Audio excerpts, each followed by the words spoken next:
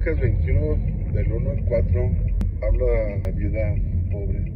Dice que Jesús, viendo que una viuda pobre echaba todo el sustento que tenía, que Jesús les dio testimonio a sus discípulos cuando vio que esa viuda echaba en el arca de las ofrendas 2 blancas, que era todo el sustento que tenía.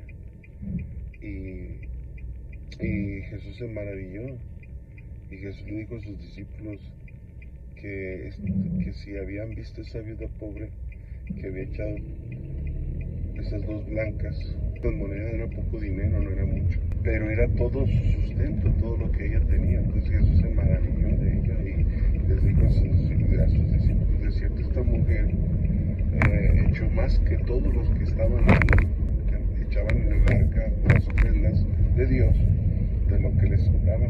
Mas esta, dijo Jesucristo, de su pobreza echó todo el sustento que tenía.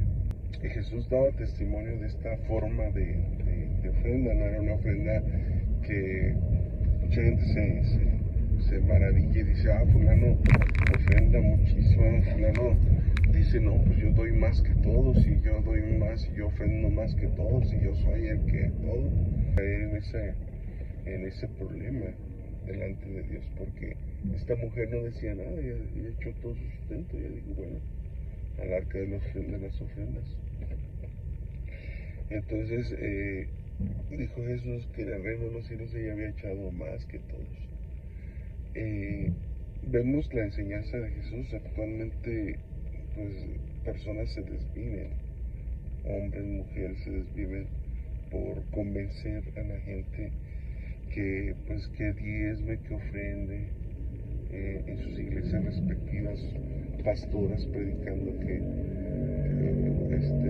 bajan el cielo con el tal de que ofrecen el cielo y ofertan las cosas espirituales con tal de que la gente les diezme, les dé su dinero. Y aquí Jesús nos muestra una cosa muy diferente, porque Jesús nunca anduvo haciendo eso. Nunca vemos una forma de trabajar de Jesús que les decía que echó 2 blancas. O sea, es como pensar que un pastor dijera: hermano, si Dios no lo bendice cuando usted ofrenda o diezma, cuando usted diezma y si no es bendecido, y si usted no es bendecido por sus ofrendas, pues no ofrende, no diezme. ¿Por qué? Porque pues no, Dios no lo ha bendecido. Pero si Dios lo bendice, pues hágalo. Y también como si Jesús dijera: bueno, el modelo perfecto de la ofrenda es la viuda, porque ella echó todo su sustento, o sea, todo lo que tenía. Eso es una cuestión tremenda, porque no toda la gente viene, los dueños de sus empresas, y echan todo el sustento de ellos. No lo hacen, no lo van a hacer. Y no toda la gente hace eso. Por eso Jesús dijo que esa mujer había echado más que todos, porque ella, de su pobreza, o sea, conociendo su condición, Jesús sabía qué pobreza tenía. Jesús podía cambiar la pobreza de esa mujer. Jesús podía cambiarla. Él es Dios. Pero ¿hasta qué punto Dios permite que su pueblo, sus hijos, en este caso esta mujer que dio testimonio, dice, en su vida esta mujer dio testimonio, el mismo Jesús dio testimonio de ella, de la cosa grande que ella estaba haciendo? Entonces quizás Dios le estaba dando la oportunidad a ella de hacer eso, de llegar a ese extremo, y de llegar a esa necesidad, de llegar a ese punto de decir: ¿sabes qué? Me abandono a tu voluntad, me abandono a ti, yo te entrego lo último que me queda. Qué hermoso. Cosas que actualmente quizás no tenemos esos valores,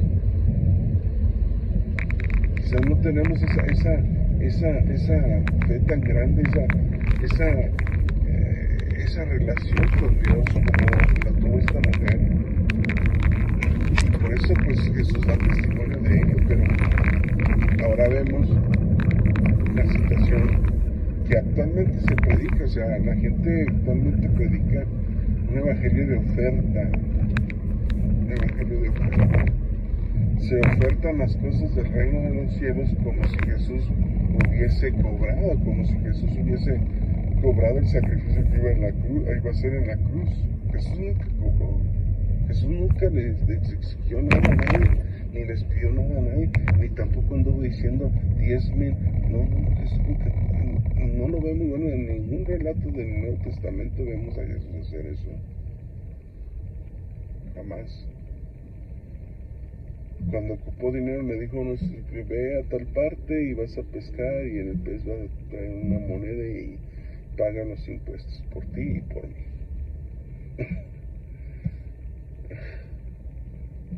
¿Qué situación tan diferente se está viviendo el planeta?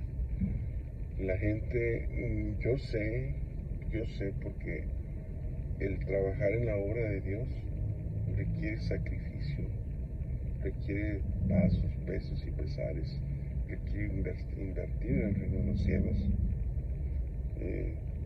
Me decía una persona, no, pues ahí les pagan.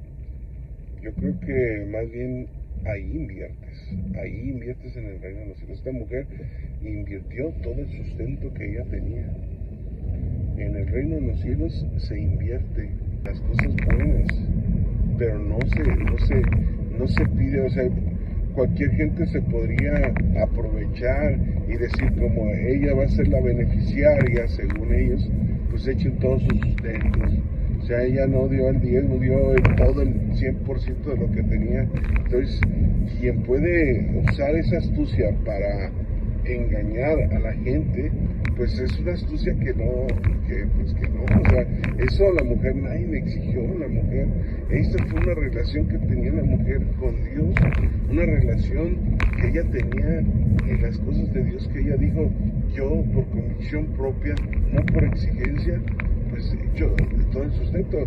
Acordémonos que los judíos sí tenían una regla, sí tenían que diezmar, sí. Pero acuérdense que estaban oprimidos y tenían que pagar impuestos y los recaudadores les cobraban más de la cuenta. Ese era el problema que tenían en ese entonces. Así es de que lo último que les quedaba para ellos, iban y lo ofrendaban, tenían esa situación.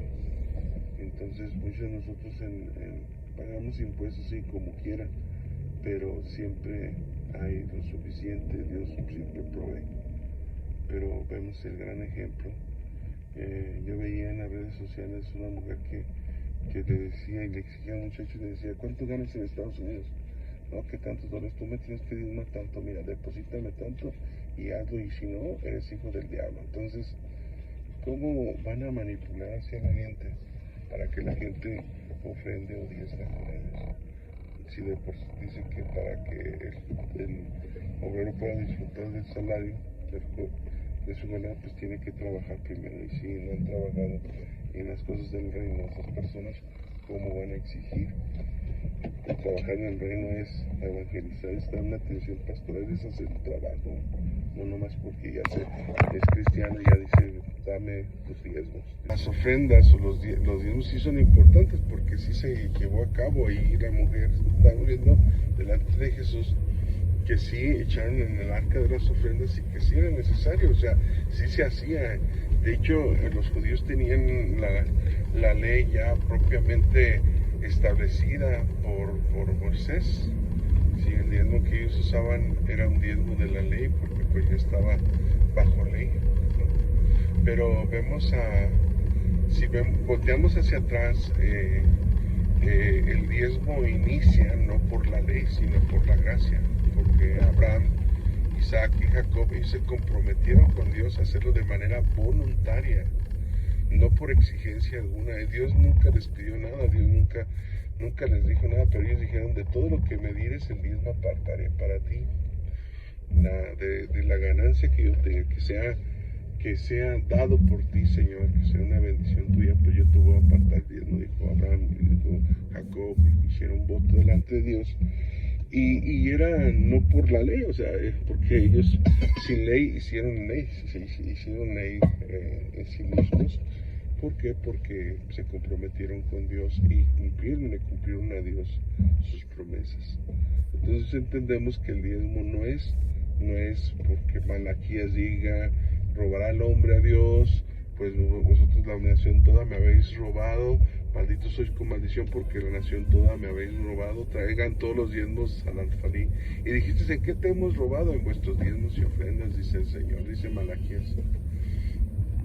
Entonces vemos claramente que la gente pues se asusta y dice, caray, le robamos a Dios nuestros diezmos. Bueno, entonces cualquier gente puede aplicar esa parte de la escritura para dar una exigencia del diezmo, para decir, si no Dios das el diezmo, Dios te va a maldecir, si no das, o sea, cualquier gente te va a presionar de esa manera. Pero cuando Jesús aquí anduvo en la tierra, bueno, vamos a ver el por qué se decía esa parte. Porque los judíos, el pueblo de Israel, en los tiempos de Malaquías, pues ellos estaban obligados por la ley a diezmar, entonces ellos tenían que diezmar. Y vemos ahora nosotros que no estamos bajo la ley, dice la misma palabra. Dios nos enseña que no estamos bajo la ley, sino bajo la gracia. Y si tú y yo estamos bajo la gracia del Señor, en este caso, pues obviamente que si tú te comprometes con Dios en esa gracia, bajo esa gracia, entonces ahí va a haber un cambio diferente, de que ya no es por la ley sino por la gracia. Y cuando tú lo haces por la gracia es porque tú te comprometes con Dios, porque tú haces un pacto con Dios. Es decir, tú así como vas con el banco y le dices, sí, mira, voy a invertir en ti, banco, y te voy a depositar todo mi capital, pero tú me das un porcentaje, me das un 3%, un 2%, un 6% y muy bien pagado. Pero en este caso, cuando tú vas al banco del Señor a comprometerte con Dios, Dios te da el 90%, tú nomás le das el 10%. Él te da el 90%, de todo lo que tú inviertes con Él te va a dar un 90%. Es decir, de 100 pesos que te da Dios de ganancia, tú nada más patas para Él el 10. Es un voto que vas a hacer con Dios en la gracia, en el diezmo de la gracia. Si tú quieres, pues hacerlo. Como me decía un predicador, al cual yo admiré mucho, que ya partió con el Señor, pero él decía, mire, si usted da un peso, con un peso que usted, Dios no le pide mucho, con un peso que usted, Dios le puede dar 100 pesos. Si usted da 100, Dios le da 1000, y si usted da 1000, Dios le da 10,000. O sea que todo lo que usted haga para Dios, Dios no se queda con nada, Dios le va a recompensar, Dios le va a dar. Pero este es cuando ya usted alcanzó el grado de madurez de decir, de dar, y que ha aprendido ese principio de más bienaventurado dar que recibir. Otra parte que dice que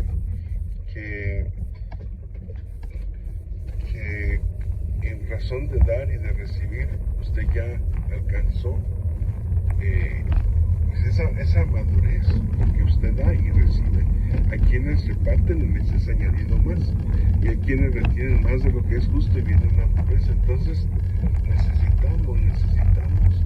necesitamos dar para que Dios nos dé. O sea, invierte en los valores cristianos y vas a recibir increíbles intereses en el banco del Señor. Es decir, confía en el Señor, o sea, y cuando tú des, no sepa tu derecha lo que hace tu izquierda, y cuando tú das al pobre, prestas a Dios, y cuando tú haces, o sea, tú estás confiando en todas esas promesas.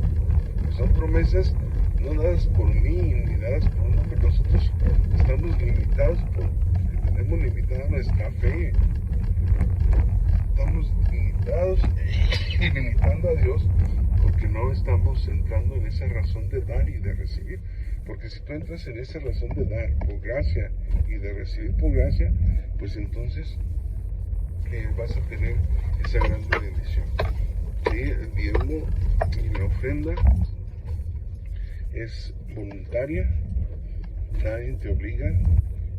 En una ocasión un pastor decía, hermano, vamos a comprar un terreno, cuesta tanto dinero para hacer una iglesia ahí, para construir la iglesia, pero no le hace con que usted da un peso, con un peso que usted dé para el reino, eso Dios lo va a multiplicar. Un peso que usted dé para el reino, Dios lo va a multiplicar. Pero la gente decía, ¿cómo voy a dar un peso? Pues ya pues, ellos daban, invertían, y pues Dios los prosperaba y Dios los bendecía porque era para la misma obra de Dios. Entonces vemos, hermano, que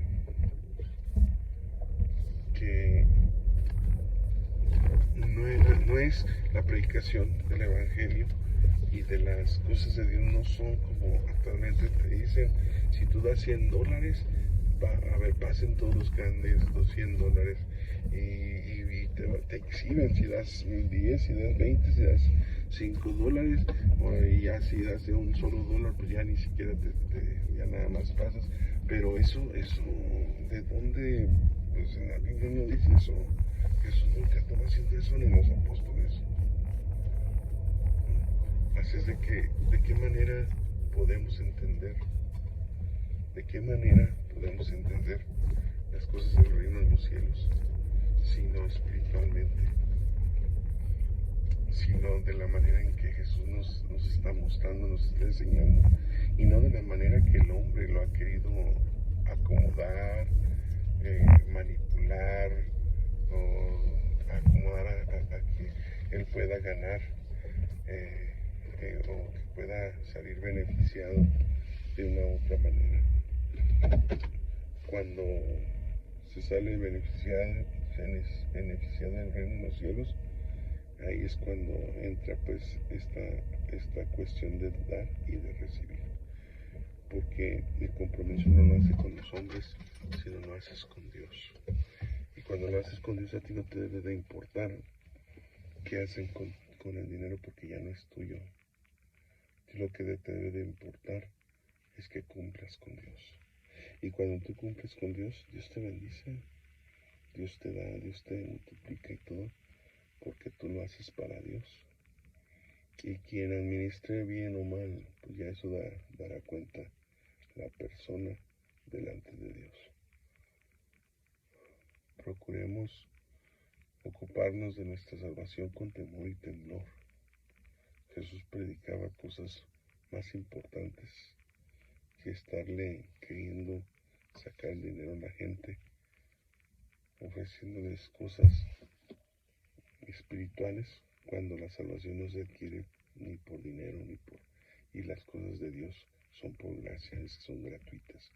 Comprar y comer sin dinero, dice el Señor. Entonces, busquemos más bien primeramente el reino de Dios, su justicia, y todo lo demás vendrá por añadidura. Que Dios les bendiga y cumplamos esta justicia de Dios.